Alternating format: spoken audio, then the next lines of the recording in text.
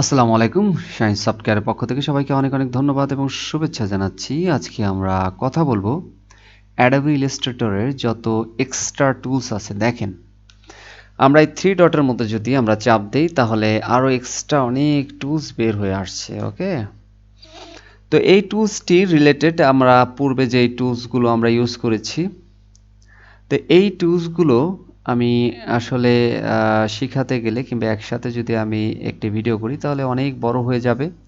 তো আপনাদের যে টুলসটি যখন দরকার এই টুলসটি এনে এনে আপনারা ইউজ করবেন, এটাই স্বাভাবিক। এটা ফটোশপেও আছে।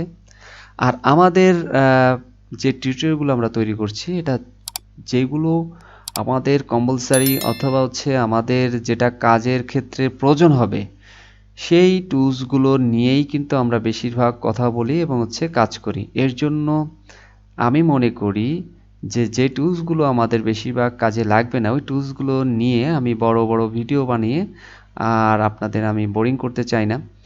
আর যদি আপনারা এক্সট্রা টুলসগুলোর সম্পর্কে জানতে চান তাহলে অবশ্যই ইউটিউব অথবা ওয়েব থেকে অনেক আর্টিকেল আছে, ওইখান থেকে দেখে আপনারা শিখতে পারেন।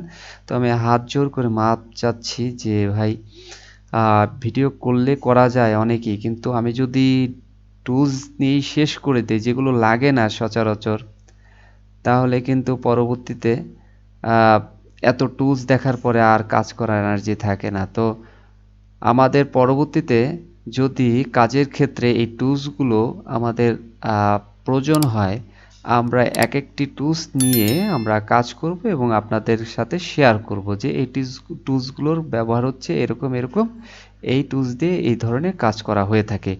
ওই কাজগুলোর ভিতরেই আপনারা এই টুলসের ব্যবহারগুলো শিখে নিতে পারবেন আশা করি।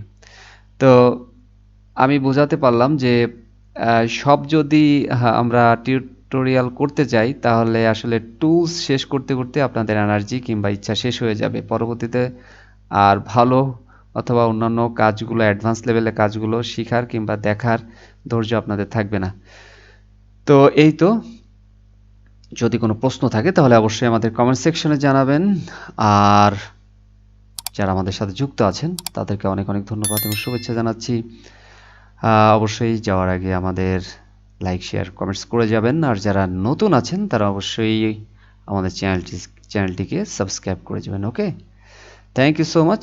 সবাই ভালো থাকবেন, সুস্থ থাকবেন। খোদা হাফেজ।